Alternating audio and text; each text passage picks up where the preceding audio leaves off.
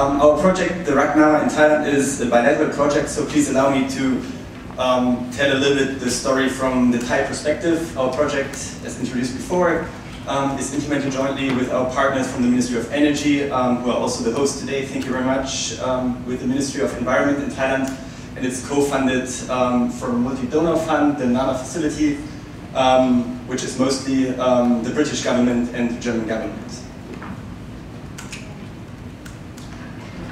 There is a very important quote that actually comes from Southeast Asia, and it is, air conditioning makes development possible in the tropics, and it couldn't be more true. Air conditioning is important for human well-being, for the success of students in school. Refrigeration is important for food safety, food and nutrition. Development in hot countries is not thinkable today anymore without appropriate cooling technologies. And when you walk some streets of Bangkok or any other major city in Southeast Asia, you will see houses like that stuffed over and over with air conditioners. It was emphasized before, and I would also like to thank IEA for their study on cooling technologies, because I think it's a very important wake-up call. We will see market growth in cooling technologies by a factor of 2 or 3 just within the next 10 years. And it's foreseeable that this market growth will continue as most of the strongly growing economies today are in hot climates, not only in Southeast Asia, but also in Southern America and so on. In Thailand, in the country in which we are now active, you will see that more than 50% of electricity demand can be directly or indirectly attributed to cooling, and so can be about 20% of greenhouse gas emissions. So the cooling sector alone is basically as important as, for example, the transport sector or other comparable sectors. The emissions from the cooling sector basically come from 2 sources. On the one hand side, we have the so-called indirect emissions, which are about 3/4, and which come from electricity consumption. And then we have, on the other side, the so-called direct emissions, which come from the use of refrigerants. So every refrigeration system uses refrigerants. These are either during maintenance or at disposal emitted into the environment. And most of these refrigerants, I will give you a more technical insight later, are strong greenhouse gases. When you look into the different refrigerants that were used in the past, we have seen CFCs and HCFCs, which were banned under the Montreal Protocol. And now the Montreal Protocol was amended by the Kigali Amendment, which also now forces a phase down, not a phase out, but a reduction of the use of HFCs.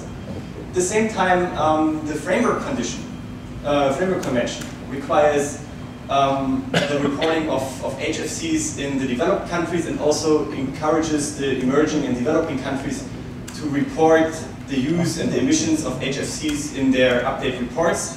So we see that the use of refrigerants is under scrutiny of 2 of the most important environmental agreements. On the one hand side, the Montreal Protocol and its Kigali Amendment, and on the other hand, the Framework Convention. Now, let's take a brief look, without being too technical, into the different refrigerants we have seen in the past. There were the CFCs and HCFCs, which were or are banned under the Montreal Protocol, and we are now in most countries in the final steps where CFCs and HCFCs are being phased out and the use is being prohibited. We have then seen the introduction of so-called HFCs. They replace CFCs and HCFCs. They are not damaging the ozone layer, but they are very strong greenhouse gases. They are often separated in high, medium, and low GWP refrigerants, wherever the boundaries between those are. I mean, there are different definitions. We see a new class of refrigerants, the so-called HFOs, and we see a class of so-called natural refrigerants, substances which occur in our environment, which are very well known and where the environmental impact is well studied, like hydrocarbons, carbon dioxide, ammonia, water, and so on. And what you see from the left to the right is that you have sort of a decrease of environmental risks, but at the same time an increase of safety risks. So most of the low GWP refrigerants like HFCs, HFOs, and natural refrigerants have some kind of safety risks, whether it's flammability, toxicity, and so on.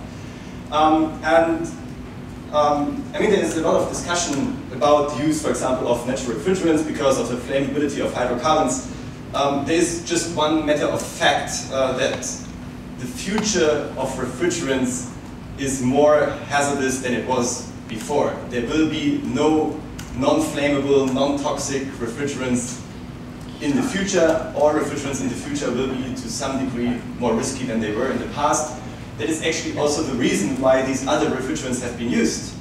Their adverse environmental impact was by that time not known or not considered important, but they were very safe. They were marketed as being safe refrigerants, safety refrigerants. And now we are facing a future in which the use of refrigerants becomes technically a bit more challenging.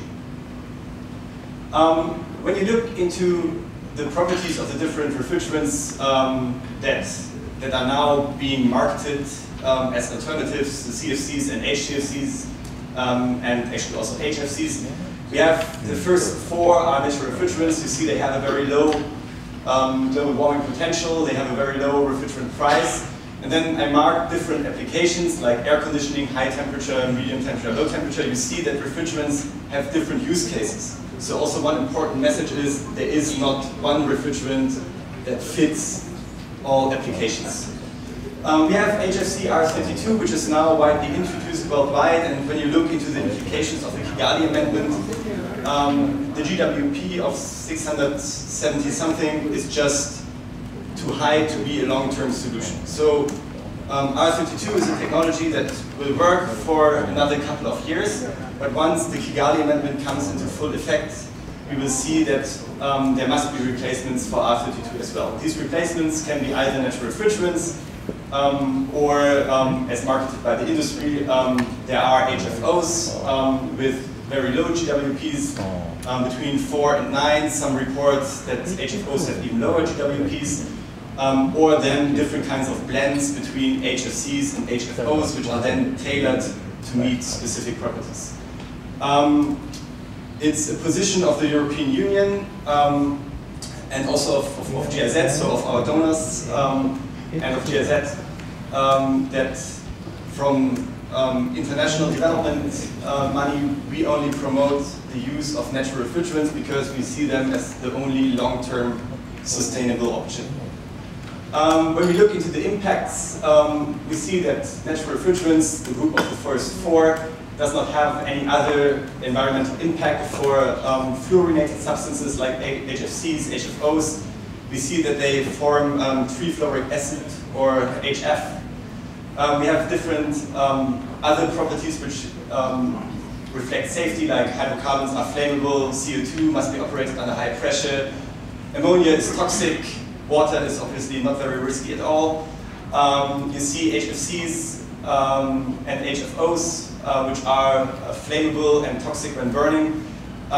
So all different refrigerants have also different risk profiles, but except for water, which is a refrigerant that cannot be used for many applications, none of the future refrigerants comes at zero risk.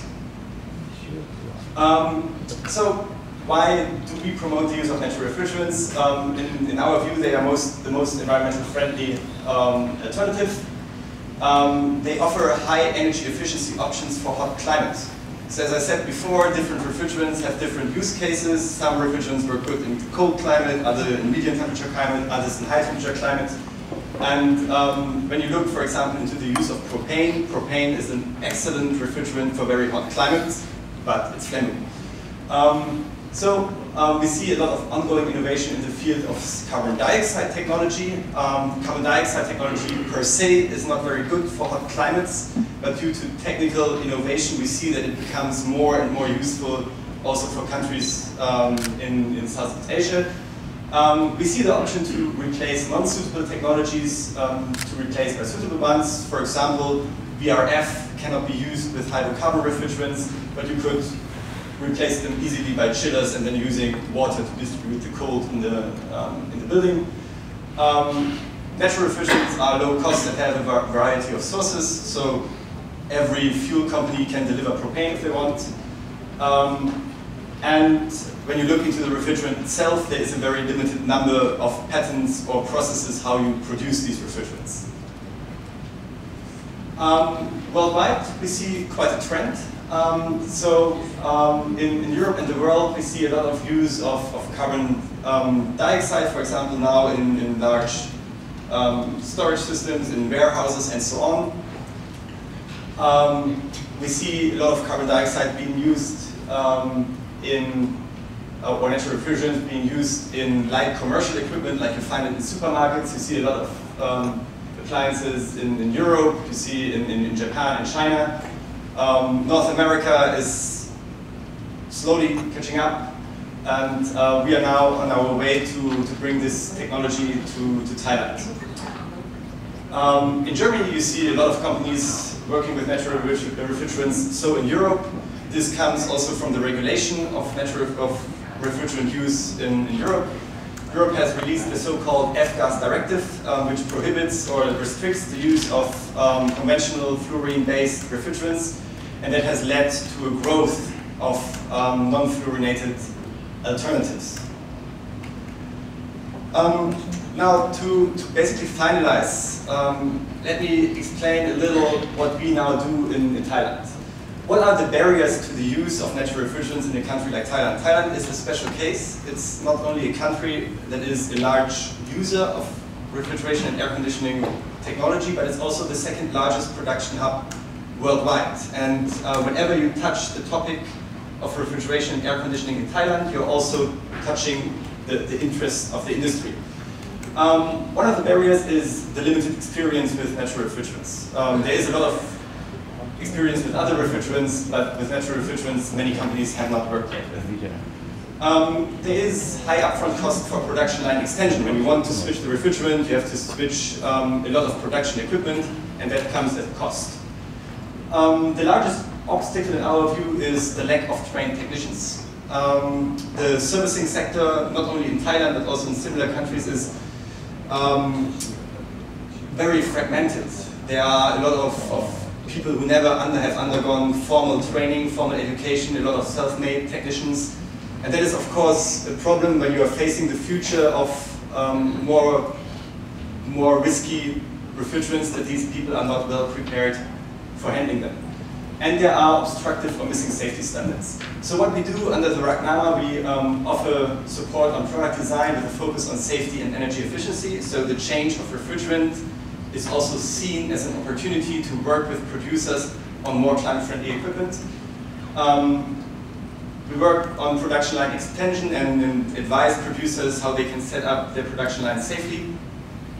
We provide financial support to producers, consumers, and large end users to basically reduce some of the financial and investment risks that are connected with the change of refrigerants and with tapping into a new market segment. We do awareness raising, we do support for the development of product safety standards jointly with partners from TC, the Thai standardization body. We promote energy performance standards and labeling, I think, where we have a lot of connections also to CLASP and other activities here in Thailand, where we should maybe seek how we can also align our activities. And we provide support for qualification and readiness in the service sector. For that we have, I would say, 3 components, 3 legs on which our project stands. It's policy advice, it's technology transfer, and it's market introduction. And when you look at it, I think you can't do these 3 things independently from one another. For example, product safety standards go hand in hand with technology transfer to the industry, with product development according to these standards, with production line conversion.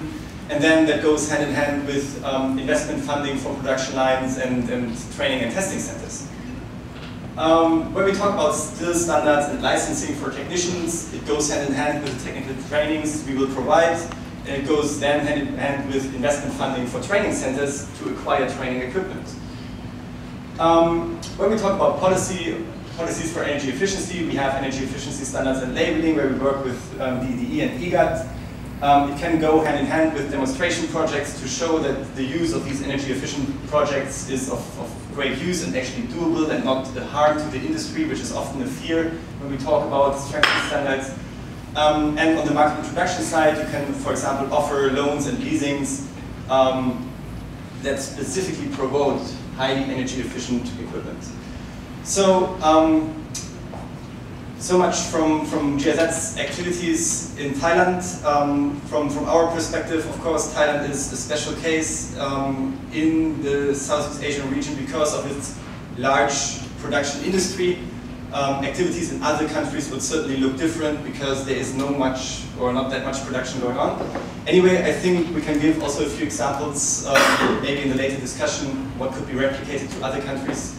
Let me thank you for your attention, and I wish you a good workshop. Thank you very much.